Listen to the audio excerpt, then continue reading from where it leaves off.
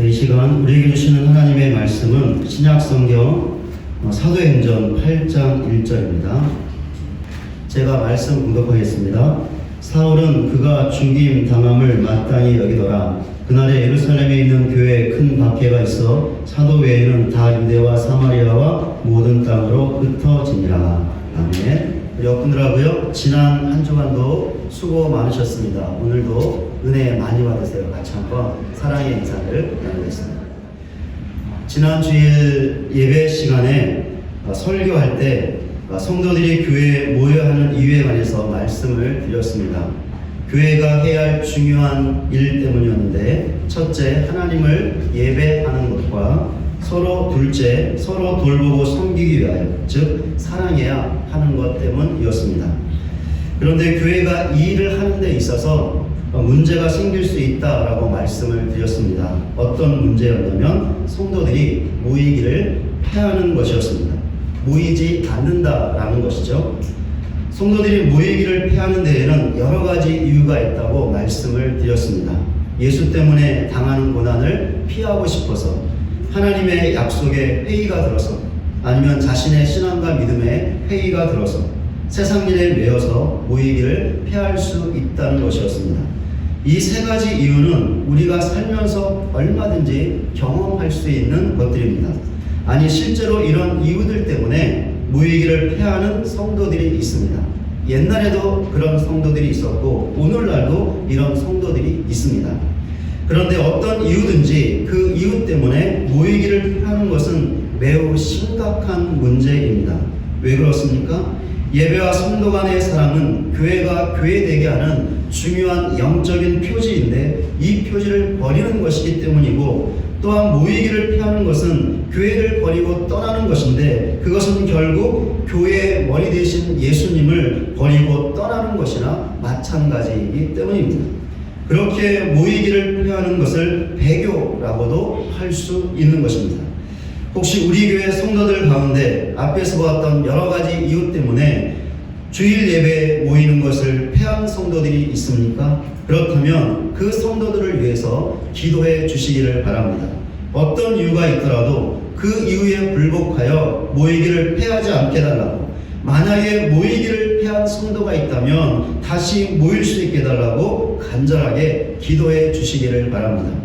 혹시 우리 교회 성도들 가운데 새벽 기도에 모이기를 패한 성도들이 있습니까? 수요 예배와 금요 저녁 기도에 모이기를 패한 성도들이 있습니까? 혹시 우리 자신이 그런 성도는 아닙니까? 만약에 이런 성도들이 있다면 우리 자신이 그 성도라면 그 성도와 우리 자신을 위해서 기도하시기를 바랍니다. 다시금 모일 수 있는 마음과 의지와 믿음을 주셔서 모일 수 있게 해달라고 기도하시기를 바랍니다. 어떤 일이 있어도 어떤 이유가 있어도 모이기를 피하지 않고 함께 모여 하나님을 예배하고 서로 돌보고 섬기는 교회가 해야 하는 그 중요한 일을 감당하는 우리 모두가 되시기를 바랍니다. 그리하여 예수를 향한 우리의 믿음이 참되고 또한 우리 교회가 참된 교회라는 사실을 드러내고 증명할 수 있는 저와 여러분 모두가 되시기를 주님의 이름으로 간절히 축원을 드립니다. 동전의 양면이라는 말이 있습니다.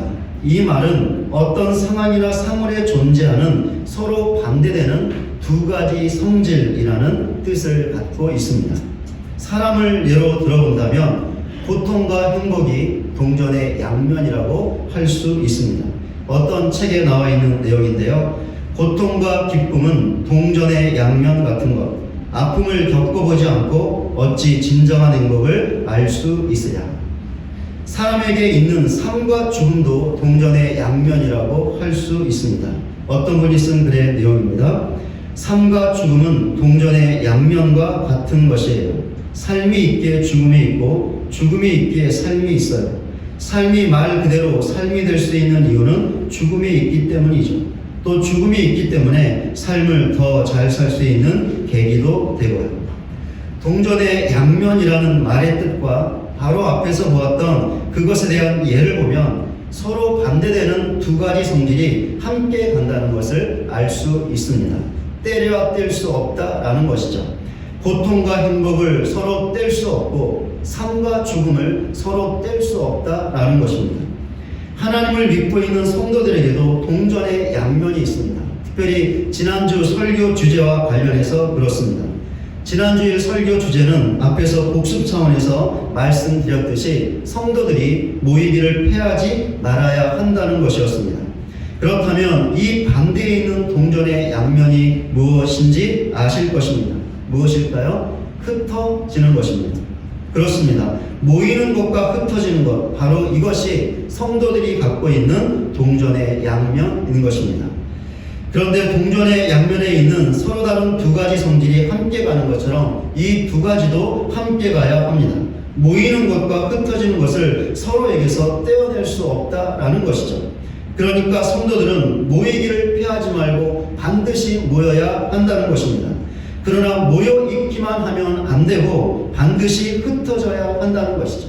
그럼 어디로 흩어져야 하는 것일까요? 각자 삶의 자리로 흩어져야 합니다. 그러니까 가정으로, 살고 있는 동네로, 일하고 있는 직장으로, 만나고 있는 사람들 안으로 흩어져야 한다는 것이죠. 그럼 왜 흩어져야 하는 것일까요? 교회가 해야 하는 중요한 일이 있기 때문입니다. 그러니까 성도들이 모이기를 피하지 않고 함께 모이는 이유가 교회가 해야 하는 일이 있기 때문인 것처럼, 즉 하나님을 예배하고 서로 돌보고 섬겨야 하는 것처럼 흩어져야 하는 것도 교회가 해야 할 중요한 일이 있기 때문이라는 것이죠. 그럼 그 일이 무엇일까요? 그 일이 무엇이기에 모여 있기만 하면 안 되고 반드시 흩어져야 하는 것일까요? 이 물음의 답을 오늘 본문을 통해서 얻어보고자 합니다.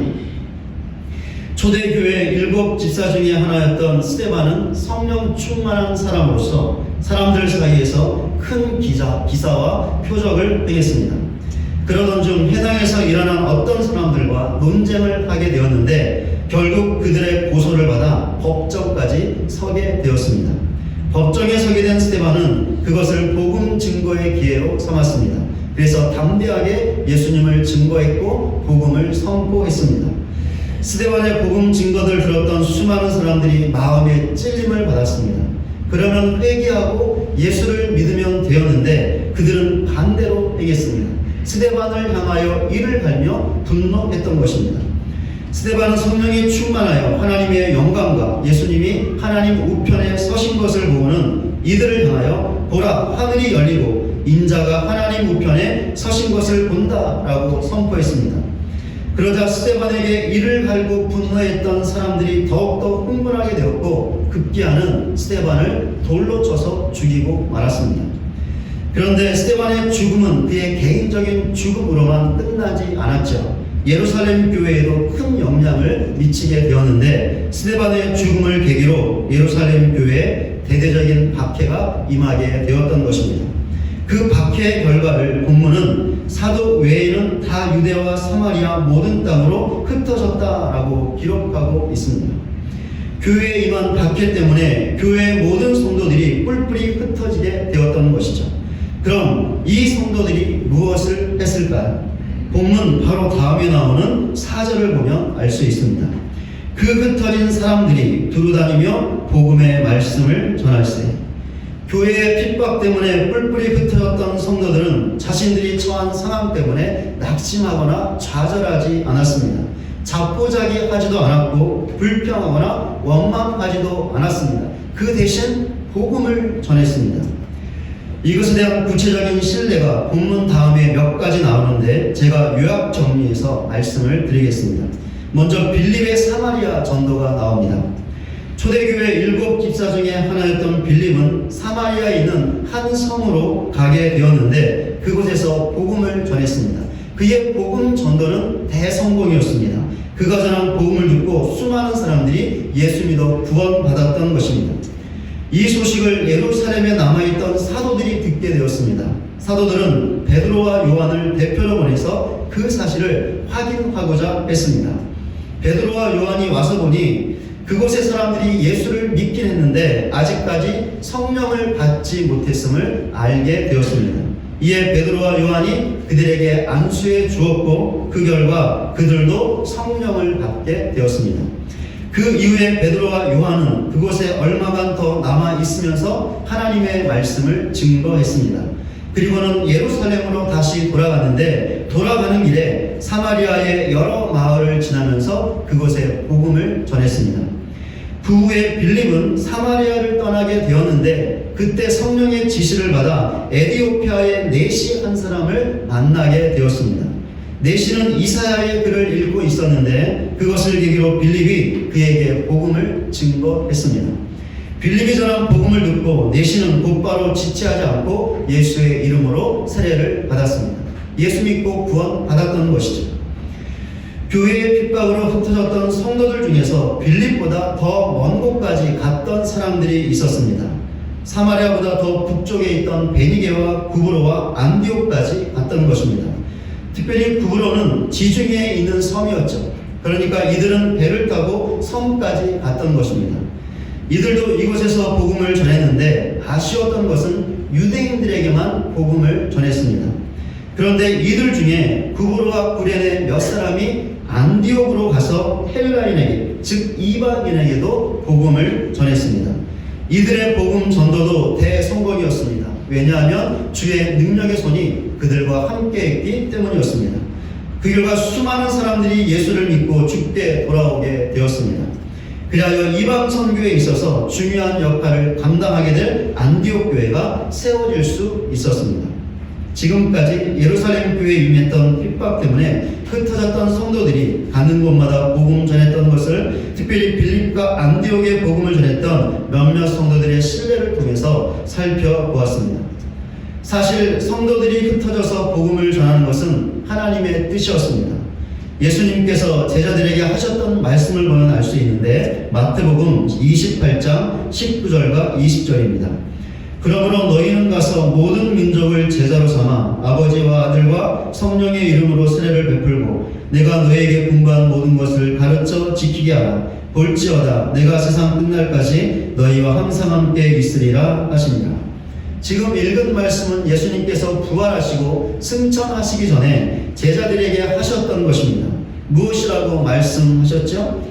모든 민족을 제자로 삼아 아버지와 아들과 성령의 이름으로 세례를 베풀라고 하셨습니다. 또한 예수님께서 제자들에게 분부한 모든 것들을 그들에게 가르쳐 지키게 하라고 하셨습니다. 그런데 이것을 위해 제자들이 가장 먼저 해야 할 중요한 일이 있었습니다. 무엇이었을까요? 가는 것이었습니다. 그럼 어디로 가야 했던 것일까요? 모든 민족에게로 가야 했습니다. 여기서 가는 것은 흩어지는 것이라고 할 수 있습니다. 그렇게 지금 읽은 말씀을 그러므로 너희는 흩어져서 모든 민족을 제자로 삼아 라고 바꿔서 읽을 수 있을 것입니다. 그런데 이것은 너무나 당연한 것이었습니다. 왜 그렇습니까? 제자들이 모든 민족에게 복음을 전하여 그들을 제자로 삼고 그들에게 예수님의 가르침을 전해야 했기 때문이었습니다. 그러니 이 일을 위해 가장 먼저 모든 민족에게로 가지 않는다면, 흩어지지 않는다면 어떻게 되겠습니까? 예수님이 하라고 하신 일을 제자들이 할 수 없게 되는 것입니다. 그러니 무엇보다도 제자들은 가야 했고 흩어져야 했던 것이죠. 사도행전을 보면 이와 비슷한 예수님의 말씀이 나와 있습니다. 사도행전 1장 8절입니다. 오직 성령이 너에게 임하시면 너희가 권능을 받고 예루살렘과 온 유대와 사마리아와 땅끝까지 이르러 내 증인이 되리라 하시니라. 예수님께서는 성령의 권능이 임하면 제자들이 권능을 받고 예루살렘으로부터 땅끝에 이르기까지 예수님의 증인이 될 것이라고 말씀하셨습니다. 그런데 제자들이 이 일을 위해서 가장 먼저 해야 할 것이 있었죠. 무엇이냐면 가는 것이었고 흩어지는 것이었습니다. 제자들은 예루살렘으로 가야 했고 유대와 사마리아와 땅끝까지 흩어져야 했습니다. 이유가 무엇이죠? 그래야 예수님의 증인이 될 수 있었기 때문이었습니다. 지금까지 예수님의 말씀을 통해서 살펴봤던 것처럼 성도들이 흩어지는 것, 그리하여 복음을 전하는 것은 하나님의 뜻이었습니다. 그런데도 예루살렘 교회 성도들이 어떻게 하고 있었습니까? 모여 있기만 했습니다. 모여서 하나님을 예배하고 하나님의 말씀을 공부하고 서로 돌보고 섬기는 일만 하고 있었죠. 물론 복음을 아예 전하지 않은 것이 아니었습니다. 전하기는 했는데 예루살렘과 유대에만 전했습니다. 그리고 더 이상 가지 않았죠. 그러니 예수님께서 말씀하신 사마리아와 땅끝까지는 이들의 계획 속에 있지 않았습니다. 이들은 예루살렘과 유대까지만 갔을 뿐 그 밖으로는 더 이상 흩어지지 않았습니다. 이들은 모여야 한다는 하나님의 뜻에는 잘 순종하고 있었죠.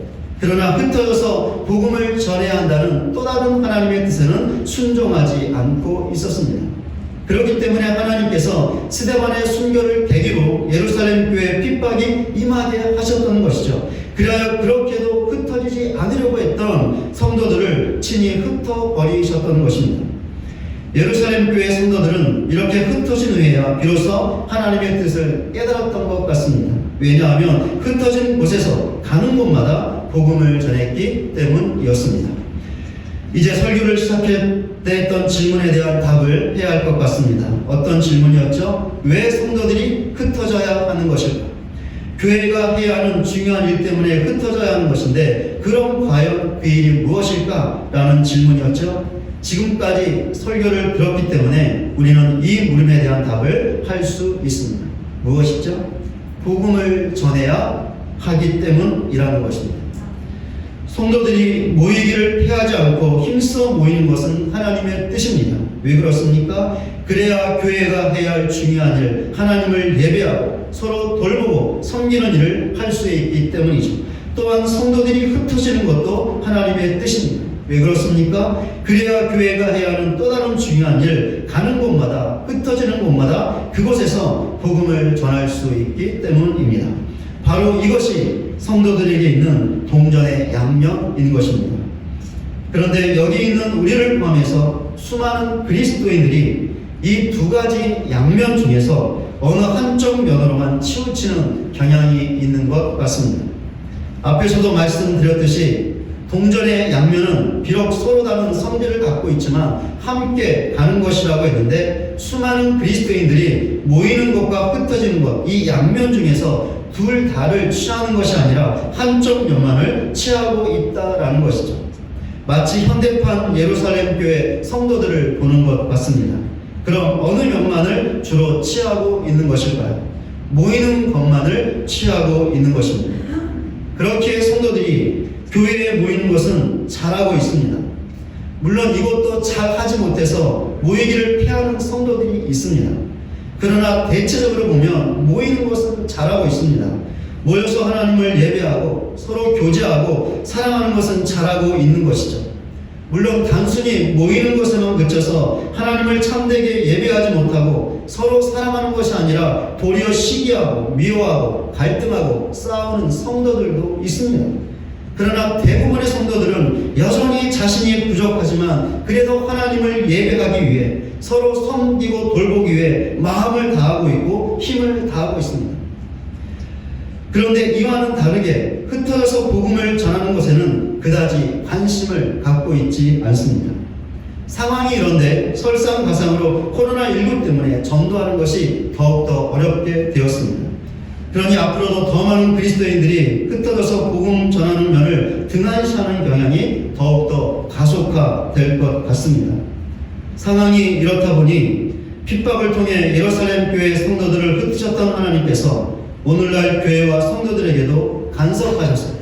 그것이 어떤 것인지 잘 모르겠지만 흩어지게 하셔서 복음을 전하게 하실지도 모르겠다라는 그런 생각이 들게 됩니다.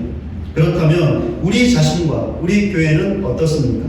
성도가 갖고 있는 모이는 것과 흩어지는 것, 이 동전의 양면 모두를 추구하고 있습니까? 아니면 모이는 것에만 치우쳐서 흩어지는 면은 나몰라라 하고 있습니까? 과연 우리 자신과 우리 교회의 모습은 어떻습니까?